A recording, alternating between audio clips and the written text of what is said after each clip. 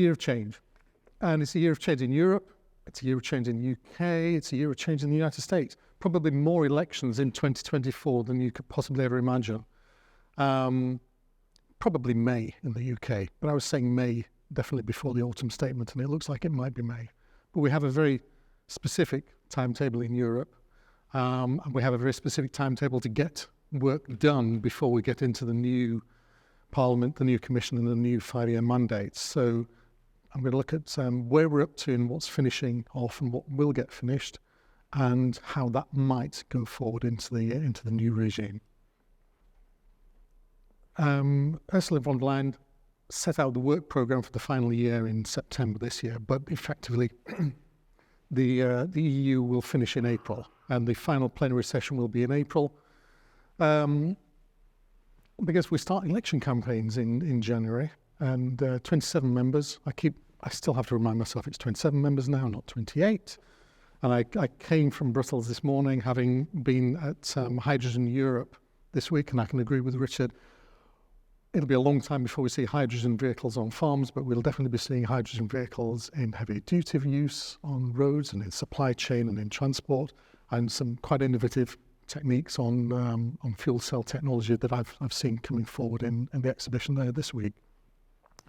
But from a European perspective, we're about to go through a period of change. We're going to go through new elections, so finish off the current mandate, finish off the work programme, and I'll touch on one or two things that are looking at the work programme there, some of which impact on agriculture, some of which impact broadly on the economy generally. All goes very quiet in April, much campaigning, much electioneering, European elections at the beginning of June, and then also during June the nomination of the new president, which with a good following wind would probably be the president we have currently, and she's very keen to do that again. And July sees the start of the first meeting of the new European Parliament. And then, like Europe does, it goes on holiday until October, which is great when you're a European lobbyist. And we're back in September to start the parliamentary process and committee hearings on the new Commission and the new mandates. So that's what we're looking at this year. But we have some work to finish beforehand. And this is all about the concept of a secure, resilient, and climate-neutral Europe. How much of this transfers into the new mandate is up for debate, and it might be one of the things that we talk about in the session afterwards. And from an agricultural perspective, it drops into quite a lot of different work streams across the European Union, and in terms of the work the Commission does in terms of energy, with DG Energy, with Klima on the climate side, with ITRE on industrialisation.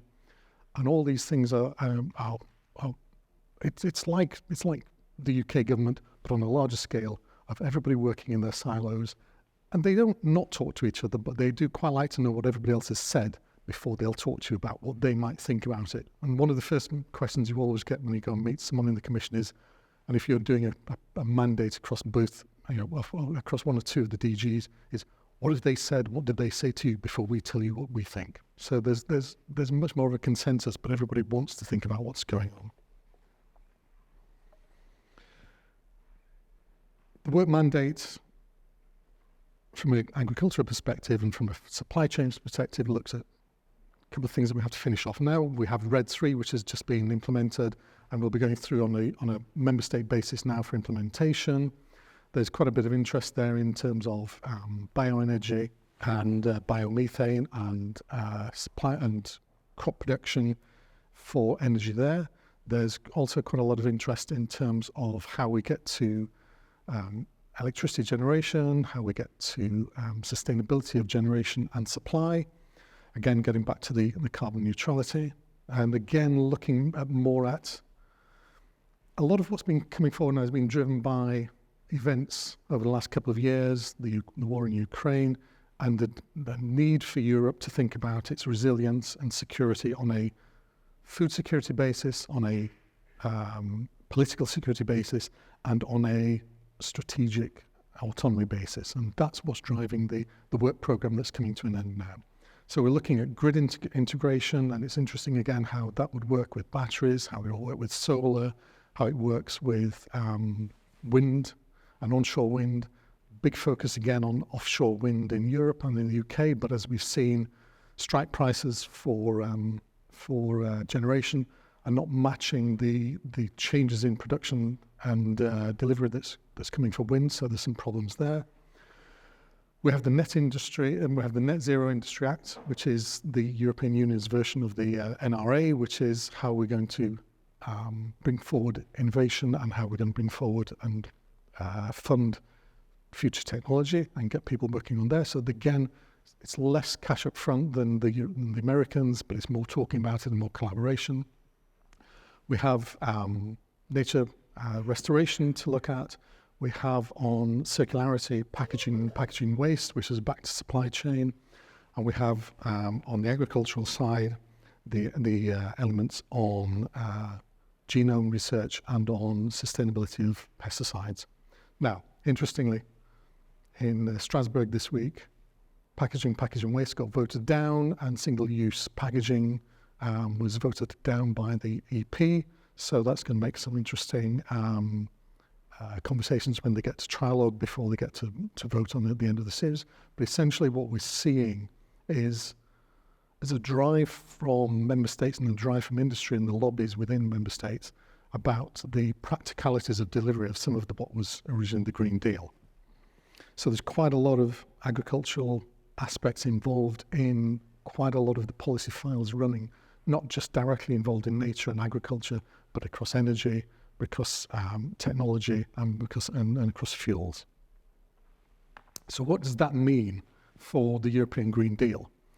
And what will that mean as it comes forward with the new mandate and the new Parliament later this year? We were looking at Frans Timmermans, who left prematurely before the end of this mandate to go and stand in the Dutch elections. Didn't go awfully well for him, coming second as he did yesterday. He might still end up being Prime Minister, depending on how negotiations work out there, but the elections in the Netherlands have gone an interesting direction.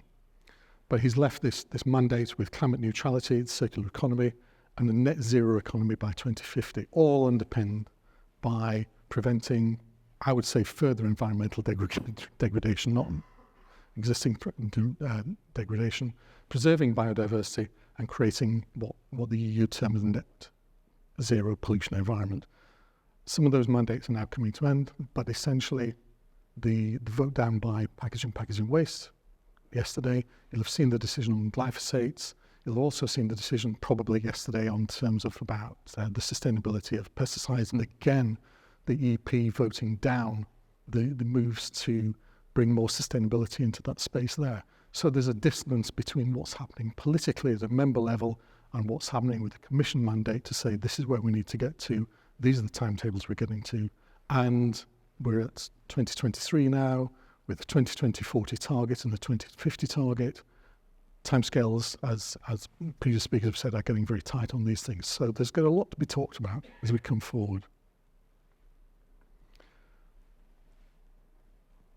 Looking at what might come forward and what might set the tone for what comes forward, a new future for agriculture in the EU will be launched in January this year, and this is a wide-ranging debate across the entire member states, pitched as a strategic dialogue for the future of agriculture in the EU, and this will involve not just the farming community, but it also involves everybody involved in food production, safeguarding food security, supply chain, farmers, citizens, the industry, and I would also say the broader industry in terms of where we come from energy generation, CO2 reduction, methane control and reduction. All those things are going to come into play. It's a 3-month consultation, a 3-month discussion across the piece, which will then come forward with a report at the end of the year, ready for the new commission. How this will be the primary piece of engagement that sets the tone and direction for the new EU as we go forward from there. So that's the opportunity, I think, where we're going to be seeing a broader debate about what happens, and some of the things previous speakers have said in terms of how farming and the agricultural sector plays its part in this, how we look at what my background of specialisation is in transport and energy, so I obviously think about transport and energy in the first place, how that works on farm, how we look at circularity on farming, how taking the Benjamin example, how you look at farming consuming in its own emissions and resources and what you do with the overflow from there. There's a big push across Europe to look at how we integrate not just the electricity networks, but the gas networks. There's a big rush on bringing together hydrogen distribution, but again on an industrial level. And there are quite a lot of lobbies in there that might or might not own and operate pipeline networks, which kind of go, what are we going to do with the infrastructure? Which gets back also to some of what we're going to be looking at, and I think what we're going to be looking at in a new mandate, which is less. It's not less ambition, but it's a more pragmatic approach to how we deliver the ambition. We'll see a much more direction from member states in terms of the practicalities of actually making some of these things work. What else can be taken and repurposed, and what else can be done quickly? Because we're hitting some very hard numbers very quickly, and there's a lot to do. And from an agricultural, food security, food supply perspective, this is tied in with so many other aspects of what's happening in the European Union at the moment. So that's broadly where we're at at the moment.